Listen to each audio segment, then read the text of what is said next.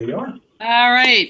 Good evening, everyone. This is Karen Richardson. I am the Executive Director of the Virginia Society for Technology in Education, and I trust everyone had a fabulous Digital Learning Day here at VSTE World Headquarters. It's not quite over yet because we do our traditional evening webinar with our 2016 award winners. Each year at our annual conference, VSTE recognizes three outstanding, I think they're all outstanding leaders, but they have different titles. So, but three outstanding educators in the state. And this year we had a particularly terrific group. They're here this evening to talk to you about some of the initiatives that are going on in their school divisions, as well as just talking about technology and education in general. So I'm going to introduce them all and then let them go through their presentations. And at the end, we can have a conversation. If you are watching live in YouTube, you're welcome to use the chat feature there to ask questions as well, if you would like to. So please join me in welcoming Dr. Amy Cashwell, who is the Chief Academic Officer from the Virginia Beach City Public Schools. Amy was our Outstanding Leader of the Year. She is joined by Bill Johnson, who is the Director of Instructional Technology, who is evidently a big fan of penguins. That's Bill and our penguins guy. Do a little chuckle, Bill. There you go. He'll be offering tech support this evening, I think, as they go through their presentation.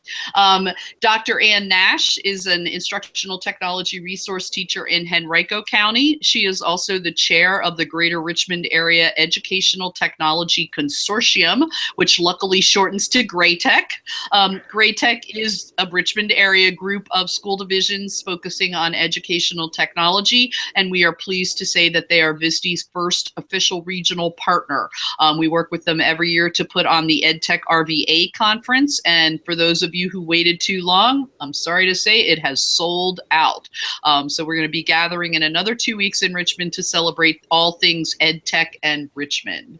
And then we are also visited by, and I should say, Anne was the Outstanding Teacher of the Year for 2016.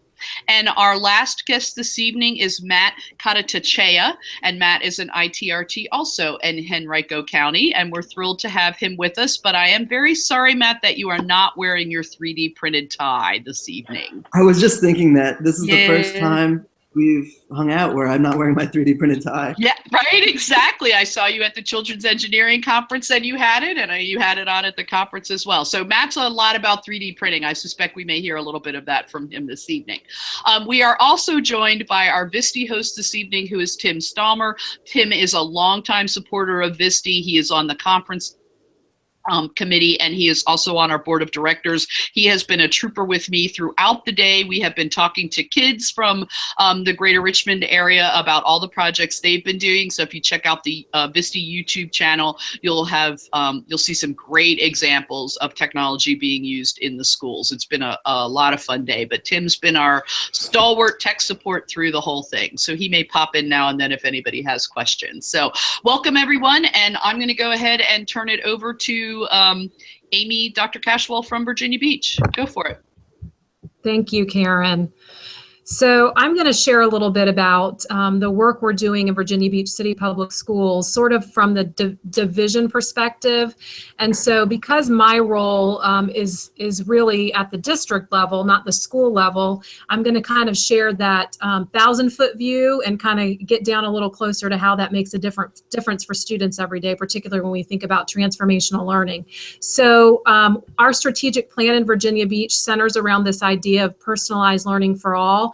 And so our work and our project has really been, how can we get folks ready for that when we think about digital? So we launched some anchor schools to really focus not just on the technology itself, but on best practices, the pedagogy around it. So we were studying a variety of devices and the pedagogy as well. And we kind of noticed there were some folks getting off track when they were focused too much on which device works best. Is it the Chromebook? Is it this application? And we didn't see strong, solid instructional practice in the classroom. So we wanted to kind of think about how can we maintain that focus on tech integration, because that's hard work, particularly for teachers who are doing it for the first time. Understanding, how do I meaningfully integrate technology into a lesson? How do I get to that redefinition level? But how can I also not lose focus of those strong foundational pedagogical concepts that make instruction meaningful and help create the best situation for students? So we know when we keep our eyes on both of those things, that's when we can truly create that environment that personalizes learning. So that's really been our aim.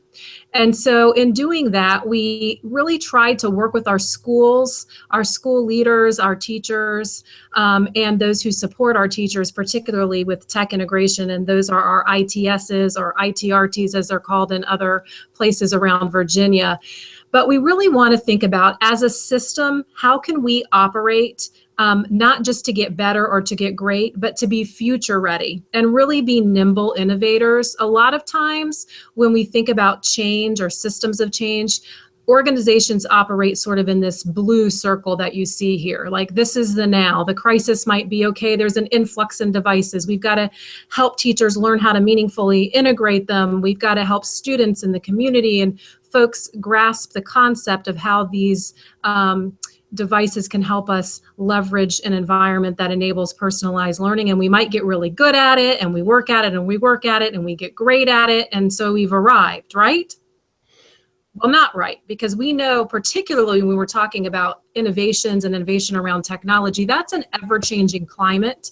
And so we can't say that we're trying to reach this destination of great. What we want to do instead is something that's a little bit more difficult, but we want to kind of operate as a future-thinking system, not just going from good to great, but really thinking in a way that's transformational. And if you'll notice in that orange circle, that's a much steeper climb. That's sort of like a really uphill, steep climb, because it does involve learning, experimenting, prototyping. It's that work I mentioned with our anchor schools, who are really digging in and experimenting and prototyping and trying to help identify from that grassroots level, what do these best practices look like? And that's how over time you're really able to transform an organization, with this realization that you haven't arrived, that you need to continue to be able to reshape and transform as needed as change happens. And then you become very nimble as an organization and really an innovative, future ready organization. So that was certainly our aim. And we knew that it was really about transformation, not just about change. So this idea was, we want to have quality tech integration in our schools. We want teachers understanding how to seamlessly integrate technology in a meaningful way, but that we really want to transform the learning environment and kind of shift from that student-centered way of, that teacher-centered way of thinking in the classroom to that student-centered environment, and really set ourselves up to be that future-ready organization. So what we really learned in working with our anchor schools the first year, beyond the concept of we want to focus on both quality pedagogy and the tech integration, was that there were all of these factors that were important. We started really studying the teacher and the student role that first year, and we would have conversations with our anchor school teams, and they'd say, you know what?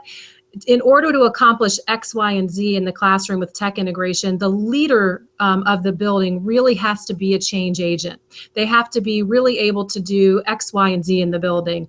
Or, the physical environment in a building is really, it matters. If we're tripping over cords, there's a problem. Or if we don't have the ability to have flexible spaces and do rotational models, that really matters. So there were these things that we knew would matter for teachers and students, but all of these conversations began to pop up around leadership and the readiness of leadership in a building for quality tech integration around that physical environment and just the learning environment in that cultural sense. Are we setting up an environment where kids feel free to drive their learning and set reasonable goals and that kind of thing? And then the community, not just the parent community being ready and understanding and being equipped for this kind of change and transformation, but how are we leveraging appropriately community resources as needed and leveraging those partnerships beyond the school.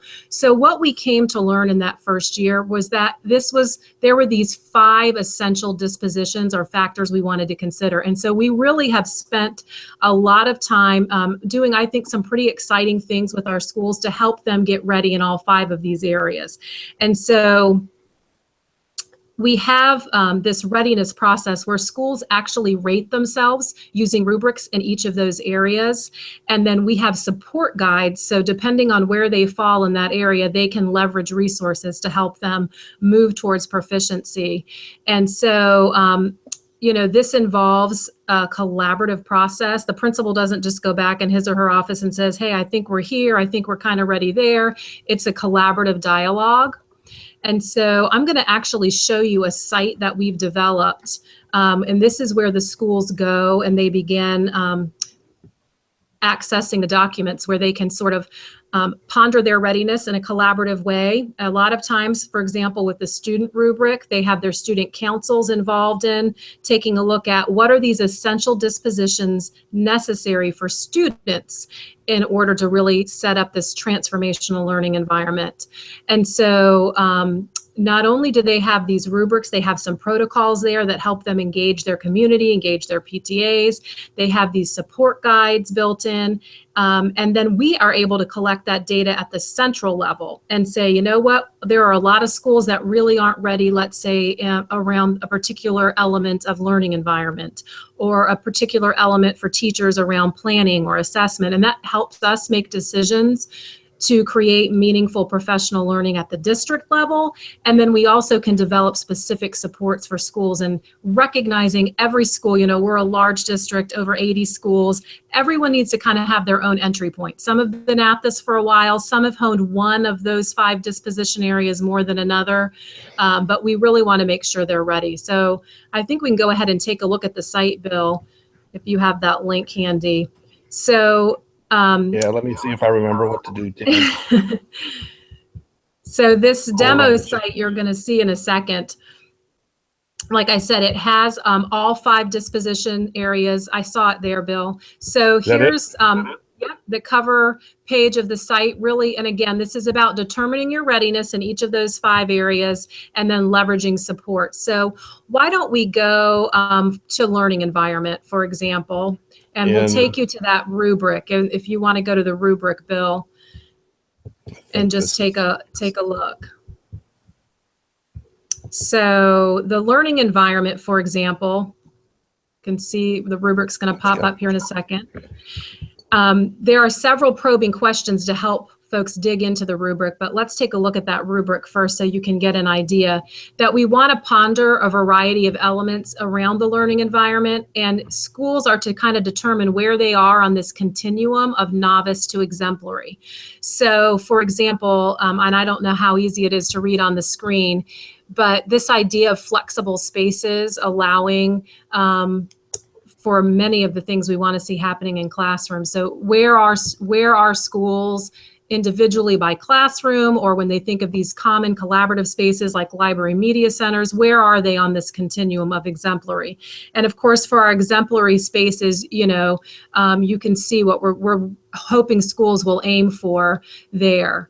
And so these guides or rubrics do a couple of things. One, it kind of helps schools, teachers, grade levels, really consider, where am I? How ready am I for this full transformational integration? And what might we need to do to get to the desired outcome? And sometimes it's hard when you don't know what you're aiming for. We talk a lot about, you need to really consider the learning environment. We really want to have this flexible space, but it's hard to articulate, what does that look like? What are we aiming for? These guides, these rubrics have really helped schools tune into, this is what we're aiming for. This kind of makes it visible.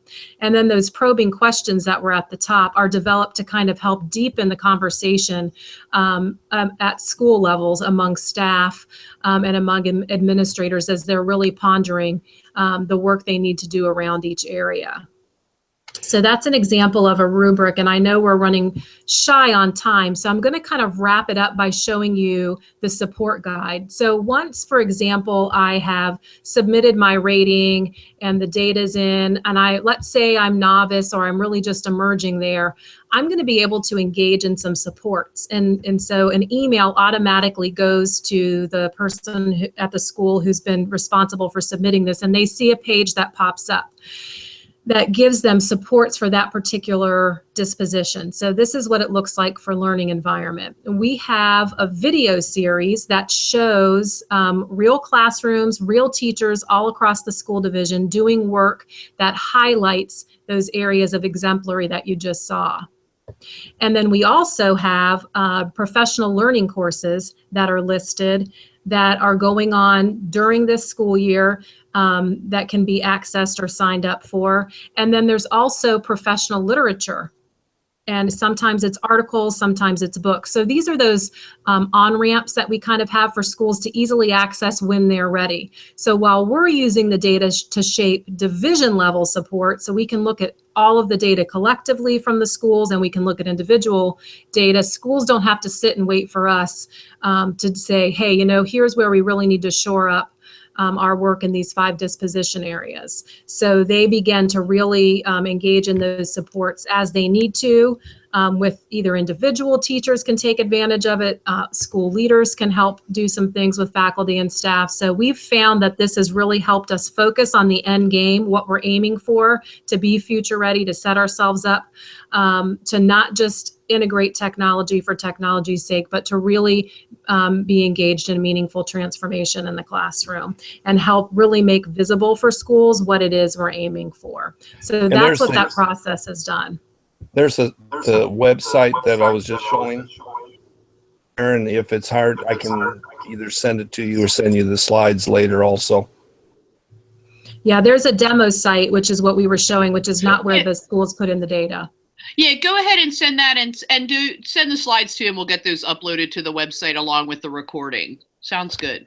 Yeah, and we developed this site has all the information that the schools use, except it doesn't have the ratings available. We took the site that we were using, put a Creative Commons license on it, and put PDF copies of everything. So the information's the same.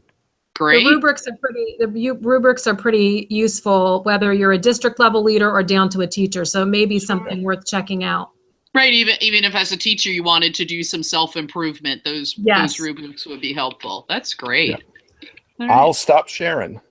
Okay, thank you very much. Well, that's okay. So we got kind of the big view, but lots going on. And I'll just make a quick comment before we move into the next one. I always think it's interesting that one of the things we're really talking about now is flexible spaces. It sort of didn't occur to us that maybe this can't happen in a room where you can't move the desks around. And so I think of teachers struggling to kind of try to be innovative, but stuck with the kids trapped in their little desks. When you talk about transformation, you really are talking about the full picture of what has to happen in the school.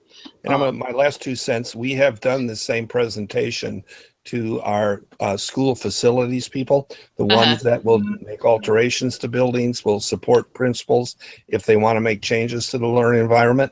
We did this to our Department of Technology, and we were invited back to do it to more members. And I applaud the other departments because they're trying to align their work with what principals are trying to do through this disposition, the readiness guide. That's great. So it really does touch everyone in your school division. That's awesome. All right. Well, great. Well, thank you very much. We are going to turn it next to Dr. Nash from Henrico County, and I think she's going to talk about her digital citizenship program. I am, actually, and so thank you. So I'm Ann Nash, and I am the ITRT at Pocahontas Middle School in Henrico County. And what I'd like to talk about tonight is really the digital citizenship program that I facilitate at my school. And it really is much broader than just digital citizenship. Each week, Wednesday actually, I am responsible for lessons with students as a school-wide event. And on some weeks, these lessons are really focused on digital tools that they can use in the classroom to create projects or submit works, just different things that they might need to know. But this year, we've actually the past 2 years, we've really also added in a big focus on digital citizenship. And, you know, across, I mean, everywhere, honestly, there has been a much larger push for including digital citizenship in what is being taught in schools. And it really started with Henrico County. And what they did was look at important aspects of digital citizenship, and they really outlined from the K-5 as well as the 6-12 levels what were the important parts of digital citizenship that students need to learn. And they really broke it down into 4 different areas, thinking about safety and responsibility, and then thinking about relationships and communication, as well as digital identity and information literacy. And each of these topics was then broken down further into subtopics that related to those. And so what I did for my school was actually take a look at each of these topics, and I broke it down into what were the specific objectives that our students would need to learn in order to be more aware or better digital citizenships in each of these categories. And so as I did this, I actually worked with my principal and our safety coordinator at the school to make sure that they felt like these were in line not only with the message of the district, but also in line with the message of our school, to make sure that I was on the right track for what I had planned. So yeah, so that's how I started. And so once I had these, then I moved forward with planning each week for each Wednesday. And you can see that the red would be when we would have our digital citizenship lesson. And then the other weeks would be perhaps no weekly lesson, or just study skills or other types of tools that they might need to learn. So there, what I did was look at resources that would help to develop these lessons. Now, media actually has a plethora of resources that can help with planning digital citizenship. And last year, I did decide that using their Nearpod activities was going to really benefit the school, because they had the content already organized, and it was put in a way that was still going to be interactive for students.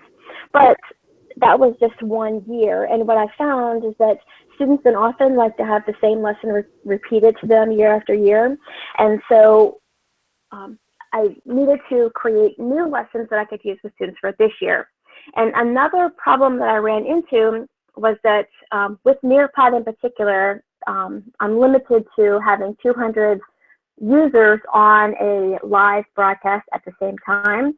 And so given that this was a school-wide initiative with nearly 1,000 students, Nearpod would work for us as long as the teachers could facilitate the lesson in the classroom. But I really felt like it was taking a step back from having the students really involved in the lesson themselves. And so this year, what I did was actually started to develop my own lessons. And I would go through and I would still look at our original idea of the topics and objectives that needed to be taught. But what I did was actually a ton of research on my own to actually create a script along with a student activity that they could complete while we were going through these lessons. And so each week, they actually log on to a My Tech website, and they would click on their digital citizenship lesson, and then when they click on their teacher's name, that actually makes a copy of an activity that they can use as they go through.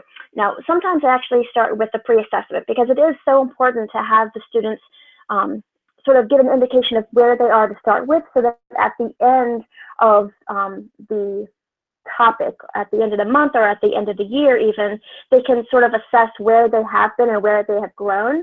And so sometimes I'll have a Google form that allows them to do that pre-assessment, and then when they submit the form, they'll click on a link where it actually allows them to make a copy of their student activity. But what we do, I just go through the script that takes forever to write.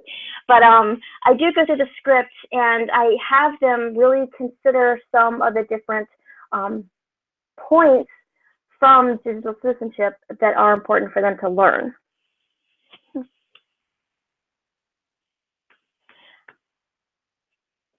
And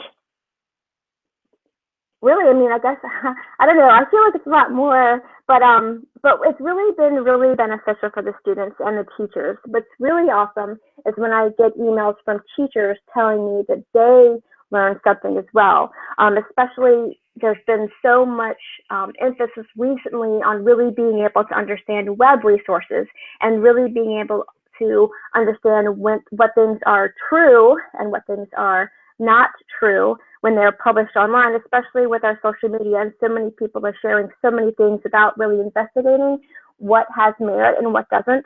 So when teachers have been able to share with me that they actually learned something as well, I feel like I'm really able to make a difference in what they're doing, as well as what the students are doing as they take it back. Another important aspect is that we are sharing this information with our parents.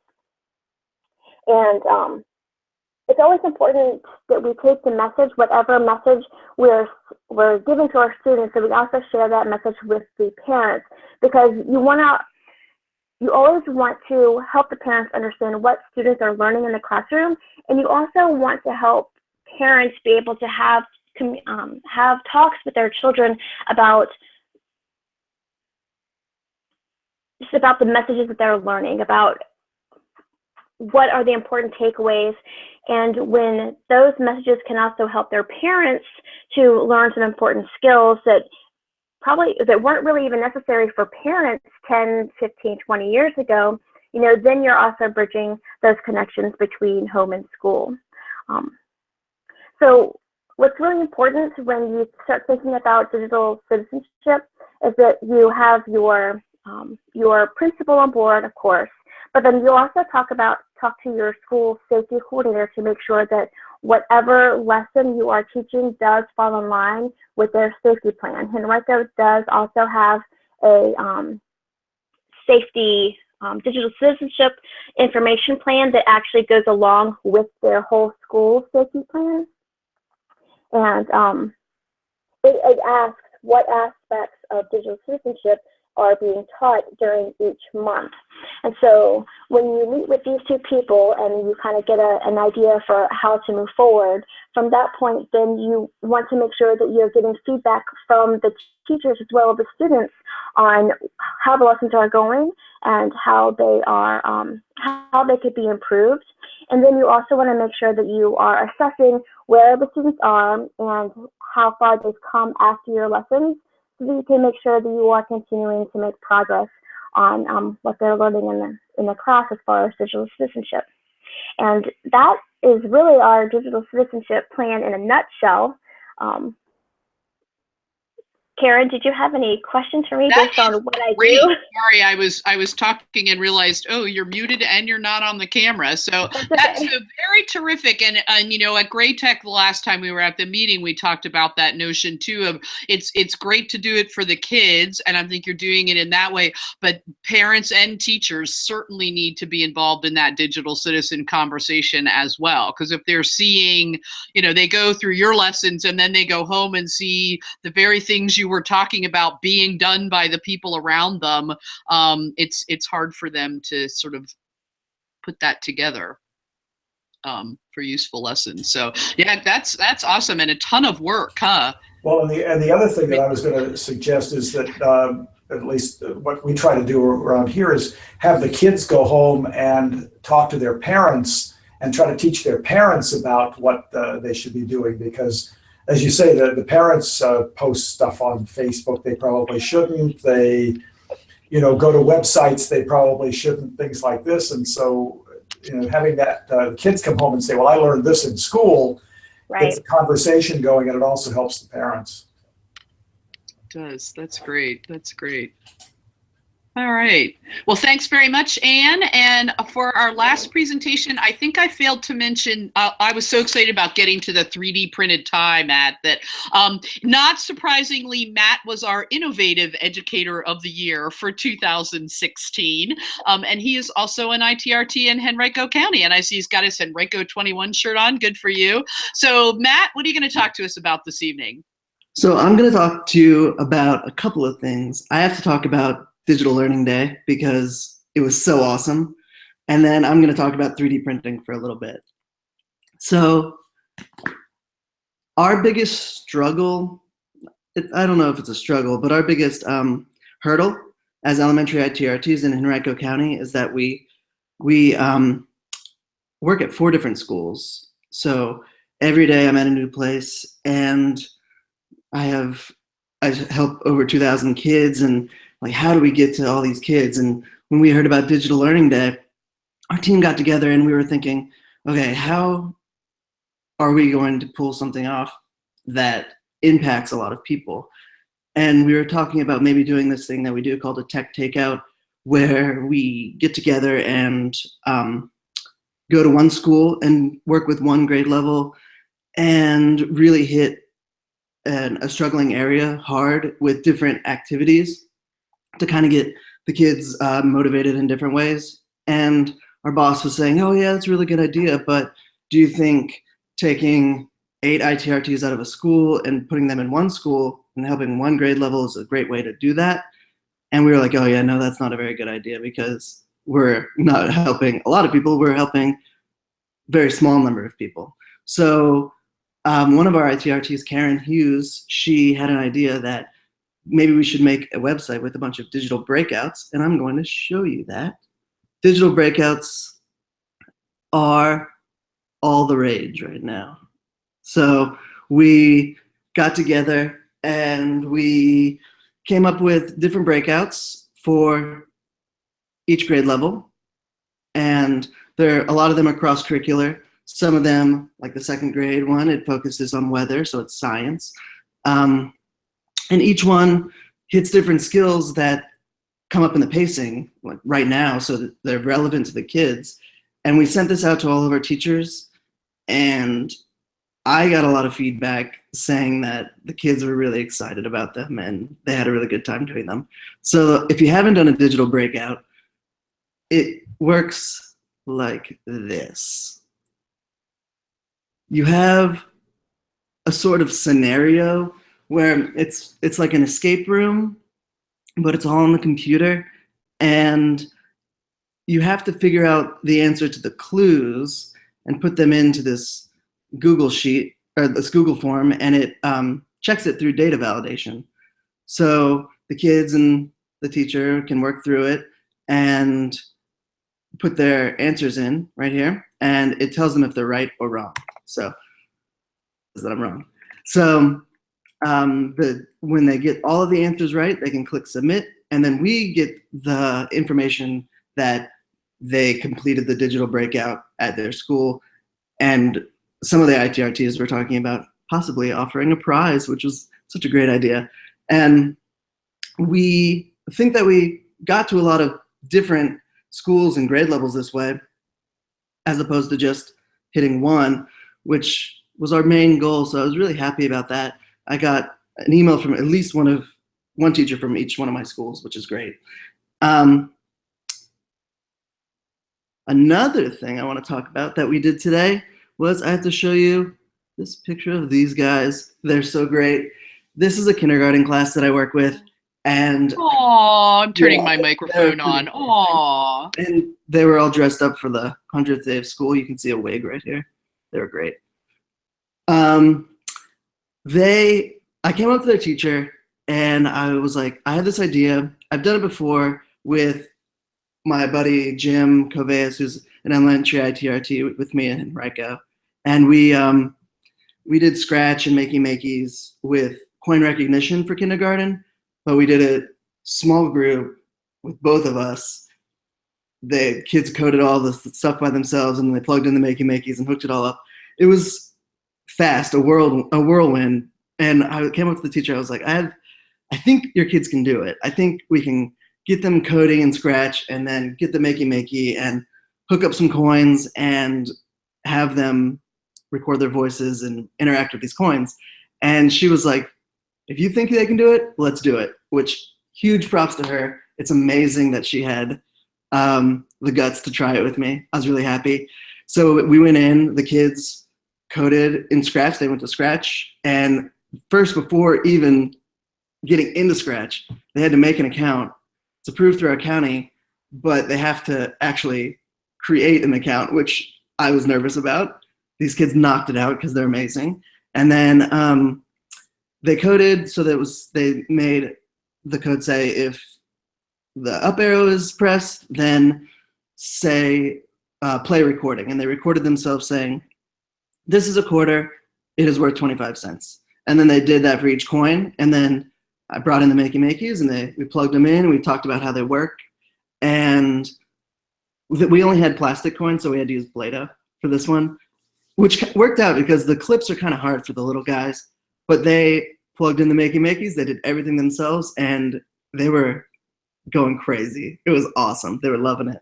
At the very end, I was talking to them and I was saying, all right, so I don't know if it's going to work, but maybe we should I showed them how if one of them is holding the ground and then we're holding hands, I can touch the coins and make it work. And I was saying, maybe if we're all holding hands, let's see if that works. So I got all the kids in a circle and we're holding hands. And then one of the kids pressed the coin and it worked and they went ballistic. It was amazing. They were all screaming. They were like, I can't believe that worked. It's amazing. It made me so happy. It was the best thing I did all day today. It was awesome. These kids were just fantastic. So I have to talk about 3D printing because 3D printing is my favorite thing to do in the whole world. I love it. And I can talk about it all day. So I have to talk about it at least a little bit. My team and I, and it's a theme tonight. I talk about my team a lot. We work really well together and we really depend on each other. It's great. We started this website and I made a short URL for it. And also for the breakouts, I made a short URL. I'll share that at the end. But we made this website all about 3D printing and how to start 3D printing in your classroom. So this is really just pertains to us about our printers that we have available to us in our county. We have 5 printers available to us from our department. We got through grants. And then some of our schools have 3D printers. The schools where I'm at, I usually try to get them to buy one. So most of my schools have one, which is great. And the biggest thing with 3D printing that we realized is that there's a lot of lessons out there teaching kids how 3D printing works, which is awesome. Kids need to know that. It's really important. But there's not a lot out there connecting the curriculum with 3D printing. It's slowly growing, which is great. But we decided instead of waiting for somebody else to do that, we should start making a sort of like loose curriculum for teachers where if they don't have a lot of skills in 3D modeling, then they can go in and they can still do this with their kids. So we started this website and we're hoping to expand it into secondary, but we're really focused on elementary right now. And anybody can go here and also anybody can make a lesson plan. We have the lesson plan template available for teachers. I have a teacher at one of our middle schools in Henrico emailed me Friday and was like, I found your website. Can I please write a lesson plan for an activity I'm doing with my kids in 3D printing? And I said, you are amazing. Thank you so much. Please write it. And we're definitely going to post it. And we'll give you credit. So if you want to have ideas and add to this website, it will be great. We'll give you credit. But what our goal is to make 3D printing kind of like one of those things that it really puts the kids in a situation. So they are building and they're seeing something, and then when we print it, if we print it, then they can hold it and they can really connect with this curriculum. That's our goal. And it's been pretty successful so far. I can't say anything but but positive things about how our county has embraced 3D printing and how our teachers are embracing 3D printing. It's amazing. This is just an example of our lesson plan. It's super short. We probably need to add a couple of things to it just to beef it up a little bit, but our goal is to keep it short, simple, sweet, so teachers can click it, print it if they want to, and implement it. And the hardest thing for teachers, I think, is just getting a picture of what it might look like at the end. So the whole point is creativity. Everybody's project is going to look different, and that's okay. But it's good to see something for the teachers so they know if they're on the right track. So we added this important thing at the very end, pictures. So this lesson plan is about the contributions of China and what, in second grade, they have to know about China and how it has contributed to the modern world in many ways. And here are two examples. I always also tell teachers, we only have 5 printers and we have 46 elementary schools in our county. That means that we can't really get a printer at every school, and it takes a while to 3D print something. If you've never 3D printed anything, it takes a little while. I have a 3D printed bow tie that I've worn to a couple of things that I think it took like 45 minutes, and it's just, standard bow tie size. It took about 45 minutes to print. I'm going to show you something in just a minute that takes my printer about 3 hours to print, but it's definitely worth it. So 3D printing and connecting with the curriculum can be such a powerful thing if teachers are willing to take that step. And I think I've seen in elementary school, and we've got some rock star teachers, that these teachers are willing to take this step into an unknown, which is crazy because they don't know if it's going to work or not. They don't know how it's going to play with their kids, and I've only seen positive things, which is great.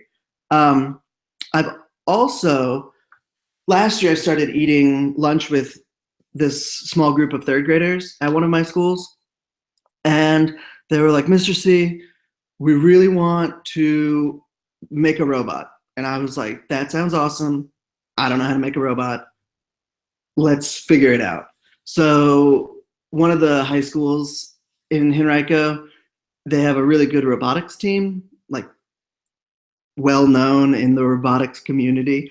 It's their Deep Run High School. And I was thinking, oh, well, maybe we could Skype with them and talk to them about their process. So we Skyped with them last year, and we kind of got the ball rolling and got the sparks going with them. And now I eat lunch with probably a group of 15 4th graders. It's stemmed from like four 3rd graders, and they've gone to 4th grade now, and now there's 15 of them. And we just got a grant to get some Go-Pi-Gos. I've never played with them, and our plan is to use the Go-Pi-Gos, design some stuff in Tinkercad for attachments for it, and really kind of make their own product. And I got with Rachel Toy. She is a middle school ITRT that was featured today with you guys with her kids in Sphero. She was telling me that she wants to use Sphero in a Venn diagram and push the things that they're studying into the different spots on the Venn diagram with the Sphero. And she said, is there any way that you can design a plow for us? And I said, okay, well, here is my idea. And we tried it. And this is what I'm going to give my group of kids, because it did not work at all. And we kind of toyed with it. And now I came up with this idea, and I printed. It's on the printer right now. I'm going to bring it to school tomorrow. I'm going to play with it. But I'm going to give my group of kids this, and I'm going to say, this is a terrible design. I thought it was good. It's bad. Let's make it better. And then they're going to use this as a springboard to start 3D printing functional objects for robots, and then use the Sphero to do different things. And then hopefully that'll go into the Go-Pi-Go. So I love 3D printing. I'll talk about it all night, but I know we don't have all night. So here are the links that I was talking about. We've got the breakouts link, and we've got the 3D printing site link. And we're going to add more stuff to both sites continuously. So check in on it. And if you have things to add, it's open source. Go for it. Give us some ideas and start sharing. It would be great. So Matt, yeah, if you will send me those links, I will put them up on the webpage along with the recording as well. And Anne, if you have your digital citizenship link and you want to send that along, we'll get those onto the webpage. So if people hit the YouTube live thing, they'll do it. So that's terrific. Yeah, the kids with the Sphero were a lot of fun today. Was your idea that that's going to fit down over top the Sphero? Yeah, so Okay. the Sphero is 3 inches in diameter, so I made a Right. little hole and kind of like, it looks like a hat. Uh-huh. And it's so heavy in the front that it just spins around when the Sphero goes. Oh, okay. It was a good design challenge, and when we were playing with it, we were like, oh man, this would be great for the kids. And I was Absolutely. like, I have my plans done because I'm going to do that with my kids. Hey, Matt, I don't know if you know about the Nova Maker Fair that's coming up in March. No, I don't. It's the second Sunday of March. Let me just get my calendar up here. There's also going to be an educator meetup just before it. And a number of people from our area going. I know there's some people coming up from Virginia Beach for it as well. Let me see what the exact date is. I'm sorry, it's the 19th of March. And it's at South Lakes High School in Reston. And this is their 4th annual, and it's just gotten bigger every year. So if you're interested, I'll send you the link for that. That would be amazing. I'm looking at my calendar. I'm totally going. I'm going to be there. It's that date, yay. Well, and of course, Josh Ajima, who is another lover of 3D printing, will be there as well. So he's leading this instructor or educator meetup. So yeah, he's all over that. I saw him at VSTE. He is good. Passionate and excited, and I love it. It's great. I think passion is probably understatement. But that's Well, that's great. Well, thank you all for sharing. I'm happy to throw it open to the group for questions or comments, either about your own or others' presentations. Tim, of course, you too can chime in there as well. Bill, go for it. No, I just unmuted in case. Oh, okay. But it's always interesting, and I know it's unrelated to the presentations, but because we're just starting down that Schoology implementation track, both those school divisions that are on there tonight, we're going to give a call to, because we are heavy into Google G Suite. It was the most interesting application implementation that we ever had. It was last December we finally got set up with our own domain, and we put a memo out saying, what the time GAF was available, and that's all you had to do. I mean, it was almost like they were using it before we trained them. And so we just need to figure out how we can leverage the advantages of the G Suite, including Classroom, along with Schoology, because neither one of the vendors, I think, want to say that they work together. It's kind of like parallel, I think. And so we'll figure it out. Any quick tips from Anne or Matt? You're both in Henrico, right? In their Anne would definitely be the go-to. We are piloting it right now in elementary school. Okay. So a full implementation next year. But Anne, I bet, has lots of tips. All right, I'll get in touch with you, Ann. We don't want to hold everybody up. But and I think I heard somebody said Chesterfield also was doing it, so I'm going to reach out to them. I think, but maybe it was Henrico I was thinking about, but I thought Chesterfield had also adopted Schoology as kind of their learning management system and G Suite as their GAFE, maybe. Yeah. I don't think Chesterfield is using Schoology. I know Goochland is using Schoology. Oh, okay. Because my children are in Chesterfield. Oh, okay. And, but they are using Google. So we'll touch base with Henrico then. Definitely. All right. Other comments, questions from the group? I just want to say both ITRT's award winners were fantastic. I enjoyed hearing from both of you. You had great energy. Thank you. Matt is phenomenal. Oh my gosh. Oh, so are you. You're great. And Amy, I can't stress enough that everything you talked about, that's all we talk about right now in elementary school, because not only are we piloting Schoology, we're also piloting a bunch of devices, because our goal is to get more devices in students' hands when we do our refresh. And talking about how don't put the device first, put the instruction first. You can't say that enough. I love it. And I think that's really the theme that I heard, whether it was at the, the school division level or right on down to the school level, is that we really have started moving away from thinking about the devices and thinking about how they either connect to curriculum. So Matt, in your case, I've talked to people since I have a little 3D printer, but it's so slow, it's really not useful. I thought it'd be a great demo printer, and then I realized it takes 10 hours to print anything. So but it was small. That's kind of what I was going for. And but I'll have schools say to me, oh yeah, we bought 10 3D printers, we've got 3 in the library and 3 here. And I think that's great, we're getting kids access to stuff, but what I want to say to them is, what are you doing with them? Because of course Sylvia Martinez, who wrote the Invent to Learn book, was our keynoter maybe 2 years ago, and she talks about the keychain syndrome. So the kids go out to Thingiverse and they find a keychain and they all print a keychain, and they haven't learned anything about 3D design, which I think is really the skill part. I mean, it's cool that you got the printer so I can print it, but the kind of thing you're doing with the robots, I think, is so important. And in the case of Anne, if we're going to give them those devices, we need to prepare them for figuring out how to be part of them. We've heard so many horror stories of, in fact, I was just talking about it with my project management class tonight. LA County schools in San Diego, they just gave everybody an iPad. We're going to close the gap and we're going to give everybody an iPad, but we're not actually going to have any policies in place. We're not going to teach anybody how to do anything. And within minutes, we were shocked that, the kids were able to break through and hack into them and play music on them. And it was like, what did you think was going to happen when you did this? So at least starting those conversations is so important. Right. That purpose of that readiness guide that Dr. Cashwell and others developed is an example of the approach we're taking, I think, because if you when you have a chance to look at the dispositions and what's included in each one, there's not much about technology in many of those dispositions, because if you're doing well in each of those areas and then the technology is introduced, you're a step ahead. Otherwise, it doesn't help. Interestingly, when we've tried different devices, and the ones that have caught on have been Chromebooks. They do almost everything that anybody needs to do. It's just a few high school upper science classes that we have to have some windows around. And I think we just bought a bunch of them, and I guess it's okay. It's public knowledge.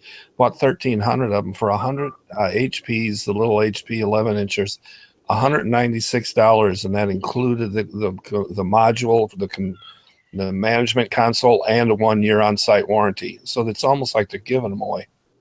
Well, and I think that's really part of it too, is having, I've been doing this for probably many more years than I want to even admit to a couple of the youngsters in the room. But I talked to somebody about Pokemon Go. For some particular reason, I was annoyed by Pokemon Go. And I think it was more the conversation around, oh, this is going to revolutionize everything about education. Of course, something we've heard every time something comes down the line.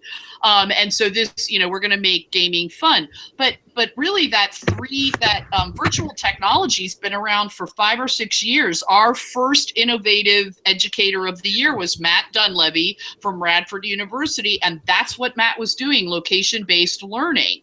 And so it was like, we've been talking about this. Why didn't it take off? Why didn't I leave Radford that summer when I learned about it and revolutionize education? And I was sort of, blaming myself. We don't get the word out. We let testing take over, whatever it was. And someone said to me, no, it's not true. We didn't have the technology. So we didn't have smartphones in our pockets that could do GPS location. Matt had to give us one of those when we got to campus. So there is that balancing part between inexpensive technology that allows it to be ubiquitous. That's an important piece of this, but we've got to talk about all the other pieces that we've talked about tonight. The flexible seating that you guys are talking about, even more flexible scheduling for students, the ability to blend online learning with the face-to-face learning, a la the flipped model, and all those kinds of things. So we can't not think about the technology, but now we're able to kind of think about it in a larger context in a way we couldn't when you had to check the card out 3 weeks in advance in order to be able to do a breakout lesson with your kids. Like Matt, I would suspect the classes you went into with your breakouts, they have devices readily available that can do those. Yeah, sadly, we do, but we are in the cart situation. Right, but hopefully, after, I think next year we put out the RFP, I think the year after we get new devices. Mm-hmm. Crossing our fingers for more. Don't want to be too overzealous, but we want more. Right. Well, sure. And right, because once we get to that ubiquitous computing, it's tough to know that I've got to wait to be able, I often think about that in the context of my own job. I mean, what if someone said to me, well, you've got to, like, okay, my parents, now granted they're in their 80s, but like they share a computer. My husband and I could not do that, right? I couldn't wait. I need to be on now.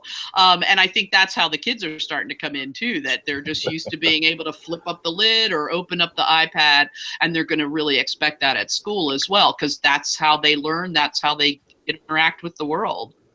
Better question to Karen is, how many computers do you have? Not how many people to a computer. Well, the computers are a story in themselves, because I went through a couple of Macs, so I've got 3 or 4 right now that I could use. But yeah, it's the devices, right? It's the computer and the iPad and the phone and that whole sort of thing. I suspect you all could answer that question in a very similar kind of way, Bill Johnson. Oh yeah. We've gotten used to it, but each device I use in a different kind of way. I do things with my phone that I don't even do with my iPad, or there are things I like to do on my laptop that I probably a younger person might like to do on a different digital device. My phone's just too small for me to. I can't do this. This is what I didn't learn how to do when I was in school. Although I guess even using 2 shows that I'm old, right? I'm supposed to be able to do it with just 1. And I'm terrible at that. Anyway, other comments, questions, anyone? You all are doing terrific work. All right. Tim Stalmer, do you have any last words of wisdom, Tim Stalmer? I don't know that I have any wisdom to start with, but it's been very interesting. Thank you all for participating in this. It's been a great day. I really enjoyed Digital Learning Day for the opportunity to talk to the kids, but then also talk to the grown-ups in the evening as well. The good news for all 3 of you is that you get to serve on next year's awards committee. So you get a chance to see who the award winners are. I'm not sure we always make that clear to our award winners, but I think from hearing all of you present this evening, those awards were well deserved and well given this year. So please feel free to send me any resources for folks who might be watching. We'll make sure that we get those links up on the website, along with the link to the live YouTube. You are now forever embedded in YouTube and in VSTE land, and we appreciate all the work that you're doing. So thanks very much, folks. Unless there's anything else, I'll say to everyone, happy Digital Learning Day. Same to you.